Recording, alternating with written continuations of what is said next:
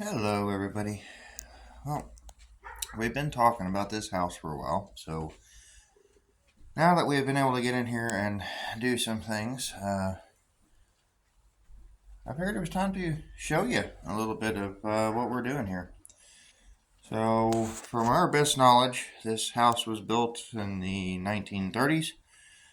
Um, you can tell by looking in the exposed walls and ceilings um, that it's been maintained through the years. There's literally probably all stages of lumber through the years in this home. Um, so that makes me a little bit more comfortable working on it. As far as everything being solid, um, you could just tell that back in the 1930s, you're going to have the rough sawn lumber. As you move along, you get into the true dimensional but smoother lumber. And then there's some newer lumber, and the roofing has been redone over time. Not all of it. That's one of our projects that we're going to have to take on. As you can see, it's got tongue and groove lumber up here. Unfortunately, someone came when the mobile home was moved here. They came in and stripped every single piece of wiring they could get their hands on. So we have big holes in the walls. This was a massive hole where they cut all this out. I still have to cover that. Right now we're just trying to kind of get everything boxed in. Insulation keeps falling out of the ceiling, so I wanted to get that covered. This floor, this carpet is going to have to go. Unfortunately, it's glued in, so we are going to kind of save that for last kind of thing. Just let it go ahead and collect the dust and the debris, and we'll just roll it up and get it out of here. So we finished removing this drywall on the inside wall here. This is a little bitty bedroom. We're actually planning on renovating, changing the floor plan a little bit, because this room here is so small. We were going to turn this little room here into a laundry room. I think we are going to utilize that either as a pantry or possibly make that into the bathroom, and then this little room into a laundry room, mud room type thing. We're not 100% sure yet on those plans. Right now, the bathroom is currently tucked away in the corner of the living room. So what we're wanting to do is completely remove all this back here, get you a better view. So the purple there that you see was a laundry room at some point. The bathroom is there directly behind me. That wall has been completely stripped off. Was like that when we got here. Essentially what we want to do is tie the kitchen and the living room together. The kitchen has taken the brunt of the water damage. Don't judge. We have a lot of cleanup to do left in here. I've got a temporary, kind of like I call it a man bridge, so we can get back and forth, because we do not have a porch or steps hooked up there yet. That is in the works. I was able to go pick up a bunch of posts and lumber that we're going to be using for that project. We would like to get this boxed in, get some wiring done, plumbing done, and get it to where we can potentially stay in here and get out of the camper, because, well, we really don't want to fight another winter in that camper. Winter is upon us. That being said, I'll let you see the kitchen here, which we are debating turning into a master bedroom. This ceiling is gone. Completely rotted out. I've got to replace all of that, including the rafters in the kitchen portion. The floor is completely gone. I got the cabinets out. Unfortunately, that one has seen better days. The two smaller ones, I think we might be able to do something with. There we go. That one, and the other one is currently down here in the hole. But anyway, you can see my little man bridge across here. The roof leaked. It was covered by a tarp, and then of course the wind didn't fare so well on that tarp. So the roof was open when we got here. I got up there. It was very treacherous. I can show you upstairs, but I'll show you outside too.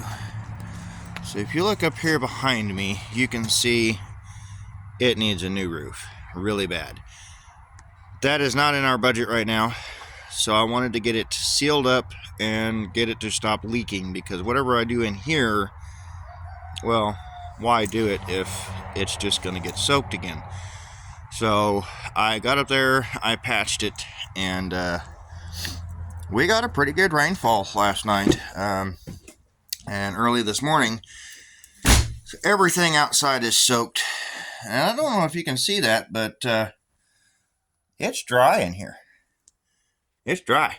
So if the patch has worked, it's holding up great. I still have my work cut out for me in this kitchen. It is a work in progress. We've been kind of bouncing back and forth between cleaning up.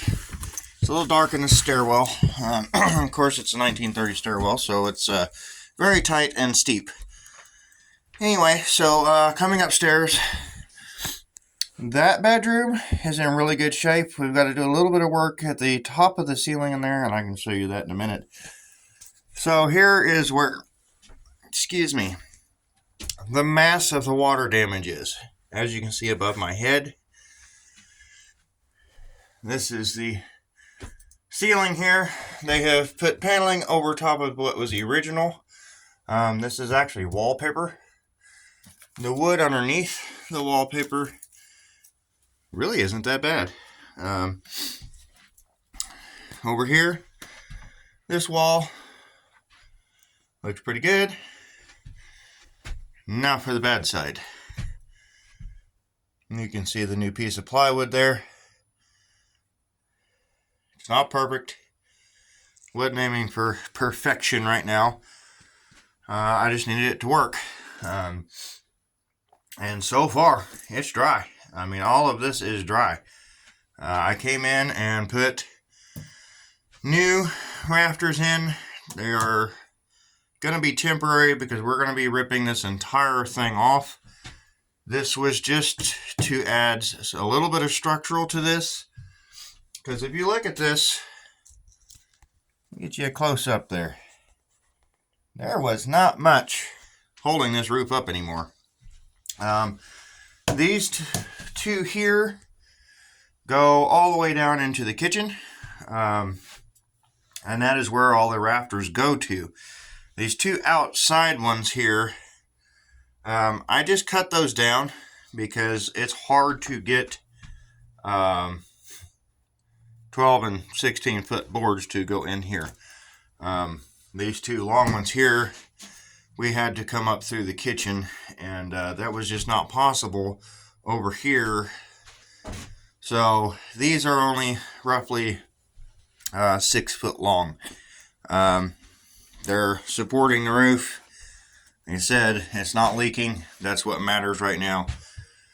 I'm not afraid that this is going to come down on us at any point.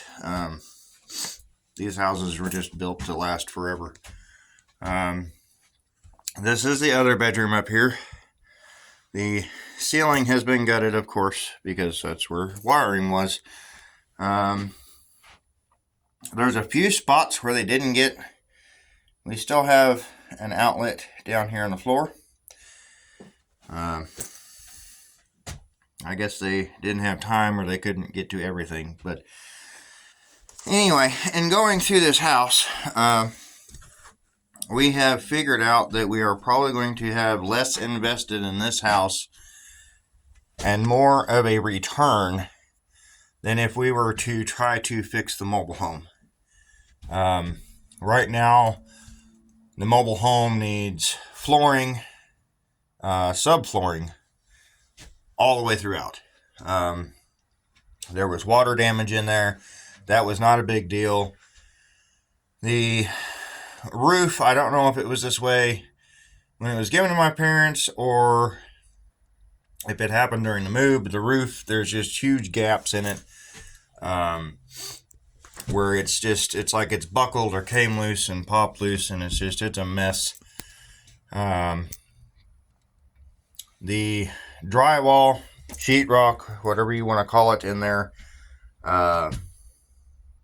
just not good. When we made a price list of everything we needed to get into that mobile home, we didn't even complete our list. We hadn't even gotten to plumbing, light fixtures, things like that. And we were at over 10 grand just doing electrical, getting the main power ran to the house. And I believe there were some outlets and light switches in there. You can easily go nowadays and go get a used trailer like that in the ballpark of $10,000 to $20,000, depending on condition, who's selling it, what they think it's worth. There's a lot of variables in that I won't get into. Now you get into the nicer ones, you're looking at $30,000 to $50,000. I'm just talking about get on your marketplace. You can find a 16 by 70, 16 by 80 trailer for $10,000, $15,000. I find them all day long. And you're looking at another about 5 to 10 grand moving it, depending on where you're moving it from and the company that's moving it. This house, fixing this house, renovating it, doing what we want to do to it, even at a 3-bedroom on a 2-acre lot, will bring way more return in the long run than what a mobile home is going to bring. Mobile homes age. Banks just don't want to lean on them, and you end up just getting your property value. Whereas a house, you get house and land value. We are planning on doing sheetrock eventually. Right now, obviously closing up a spot like this, any of the outside walls, things like that, we're going to get closed in and insulated. We're going to get some wiring ran to where we have lights and outlets that we can use. And we're going to get some heaters installed. We just went yesterday and we were pricing materials for, windows, more floor joists. Right now I'm short on floor joists. That's why the kitchen floor is kind of on halt right now. We've been doing a little bit of cleanup down there. I would like to get the floor built before I continue ripping into the ceiling. It just makes it a little easier because I'm higher up once the floor is done. I'm not on unlevel ground trying to stand on a ladder or something and try to peel that out. So, we were pricing on some materials and things, so hopefully here in the next month or two, we will be making a lot more progress on this place. Cleanup was just massive. I mean, there was just insulation and paneling and just pieces of everything that they ripped apart trying to steal the wiring out of this house. Just all over the place. even wearing masks, I personally struggled breathing for a couple days. Um, it was just massive. Uh, the insulation was just so thick, especially down on that living room floor. Um, between taking a snow shovel and a shop vac and getting everything cleaned up, it took a couple of days to get everything out of here. It is piled up outside, unfortunately.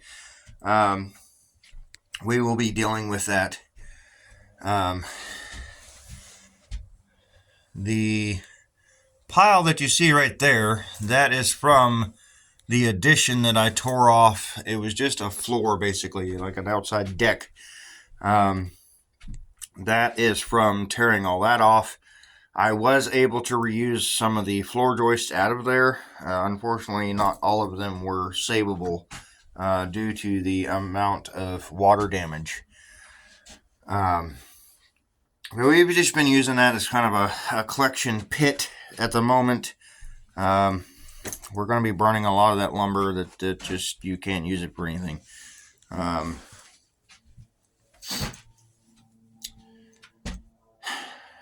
Let's see, where are we at?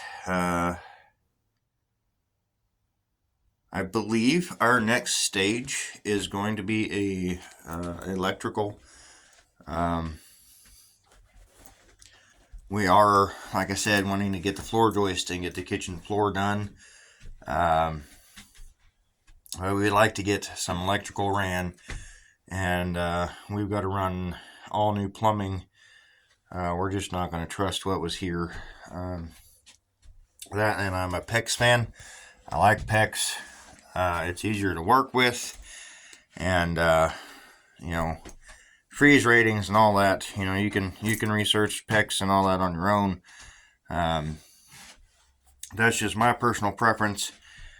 All of the, I believe it is CPVC that is ran through this house instead of CPVC and just regular PVC.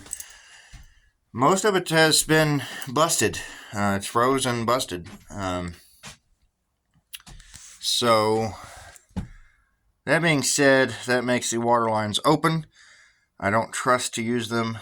The sewer line seems to be fine. So I don't have to worry about that as much. But we're going to make this into a home. It's a lot. This is a huge project. And, you know, it's not as big as it could be. But for me, coming in at this with minimal help, it's a big project. We have, you know, our barn project going on.